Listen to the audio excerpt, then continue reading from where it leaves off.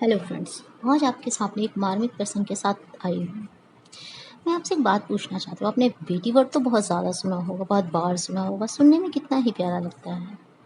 लड़की जन्म भले ही अभी भी कहीं कहीं दुख का पर्याय हो, किंतु नवरात्र में बैठी हुई एक भी लड़की किसी को माता रानी, माँ दुर्गा, काली, वैष्णवी से कम नहीं दिखती।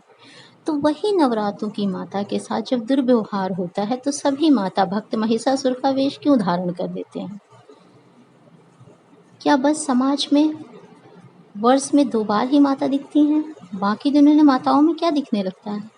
जो उसे ही हवस का शिकार बना लेते हैं, उसके साथ दुर्व्यवहार करते हैं, उनके साथ दुर्व्यवहार किया जाता है। सच पूछिए तो किसी के पास इसका जवाब नहीं है। लेकिन अगर है भी तो वो इस जवाब का सामना ही नहीं करना चाहते, ना इस सवाल का सामना करना चाहते हैं। आँखों में आँसू थे, होंठ भी सूख चुके थे। रो रही थी, चीख पुकार रही थी कहीं, लेकिन कोई उसे बचाने वाला नहीं था। ऐसे बहुत सारे केस, ऐसे बहुत सारे हादसे, ऐसे बहुत सारी भूलें चूकें जो भी आप कह सकते हैं, समाज में होती रहती हैं। हम दिनों, महीनों, सालों में कोई पौधा लगाते हैं और कुछ अजनबी आके उसे काट ले जाते हैं। हम बस अश्रु की धारा लिए देखते रह जाते हैं। कुछ भी हो, कैसा भी हो, लेकिन हम अपने उस पौधे को देखकर भी कुछ बोल नहीं पाते, या सामाजिक रिश्तों, स्वयं की जिंदगी में उथल पुथल नहीं चाहते। आखिर क्या कारण है? उस पौधे को जो साथ में जाता है कहीं भी डाल दिया जाता है, उसे झकझोरता रहता है कि क्या हम उस पौधे को कहीं गलती से दे देते हैं या वो गलती से चला जाता है। शायद आप समझ रहे होंगे कि मैं किसकी बात कर रही हूँ। हम पौधे को वृक्ष बनने की लालसा लिए फिरते हैं और देखते ही देखते वह पौधा सूख जाता है। आज सुबह सुबह मन में विचार आया, आखिर लड़कियों को ही क्यों बर्दाश्त करना पड़ता है? शादी से पहले कहीं भी कुछ भी करते हुए लड़कियों के मन में बस एक ही डर होता है कि कहीं कुछ मैं ऐसा ना कर दूं जिससे मेरे माँ बाप की इज्जत कम हो जाए, उनका सिर झुक जाए। और माँ बाप भी लोक मर्यादा के लिए अपनी लड़की की शादी कर देते हैं। उन्हें लगता है कि कन्यादान सबसे बड़ा दान होता है। माँ बाप के कन्यादान कर दिया तो बस समझो उनका ऋण खत्म हो गया। इधर कन्यादान के बाद कन्या कहाँ पहुंची, क्या हुआ, वो देवताओं के घर गई, कसाईयों के घर रही, राक्षसों के घर गई, कुछ फर्क नहीं पड़ता। उसे केवल कन्या को अपनी निजी क्षमता के अनुसार छोड़ दिया जाता है। कितना बर्दाश्त कर पाएगी, कितना क्या करेगी।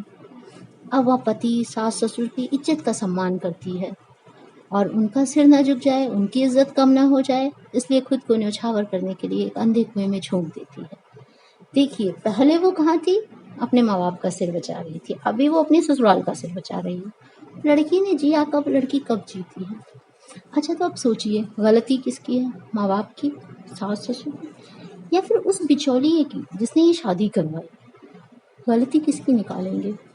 किसी को कुछ भी कहिए, किंतु परेशानी किसको उठानी पड़ती है? केवल उस लड़की को जो कहीं बहू बनकर जाती है। बहुत अच्छा परिवार है तो नो डाउट, बहुत अच्छी बात है, किंतु आज भी भारतीय समाज में अगर आप बात करेंगे तो उच्च वर्गीय, निम्न वर्गीय और मध्यम वर्गीय, मैं बात कर रही हूँ मध्यम वर्ग की, जहाँ पर एक कॉमन शादियाँ जिस तरह से होती हैं उसमें अक्सर लड़कियाँ पिसती हैं।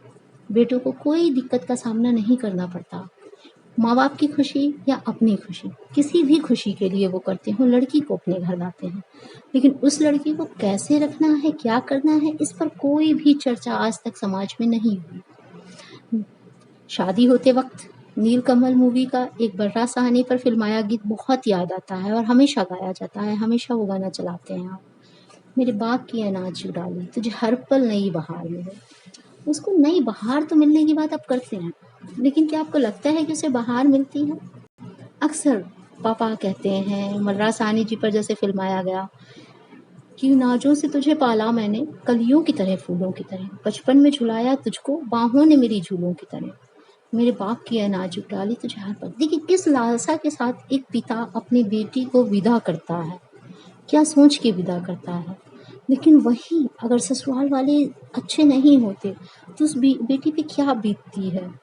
और देखिए ऐसा नहीं है कि एक पिता केवल अपनी बेटी का ही अच्छा चाहता है, वो हमेशा आप उस ससुराल को भी कहता है कि जिस घर से बंधे हैं भाग तेरे, उस घर में सदा तेरा राज रहे, होठों पे हंसी की धूल खिले, सॉरी, होठों पे हंसी की धूप खिले, माथे पे खुशी का ताज रहे। देखिए, वो अपनी बेटी के लिए हर कोशिश करता है और ऐसी ज्योति मांगता है जिसका रूप श्रृंगार जो है कभी फीका नहीं हो। हमेशा अपनी बेटी की घर, हमेशा जो भी उसकी ज़िंदगी है, हमेशा अच्छा सोचता है, इतना अच्छा सोचता है कि शायद उसे लगता है कि उसकी बेटी जो है सीधे स्वर्ग में जा रही है, देवताओं के बीच, परियों के बीच।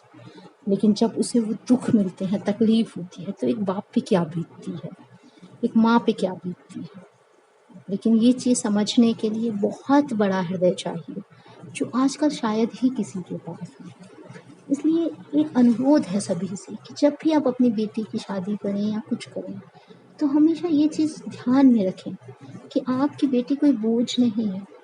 उसने आपके यहाँ 18, 20, 22, 24 साल काटे हैं, किंतु वो जहाँ जा रही है बाकी की ज़िंदगी वहाँ काटेगी। कोई हो ना हो अच्छा, लेकिन कुछ लोग भी अगर अच्छे होंगे ना, तो ज़िंदगी सार्थक हो जाती है।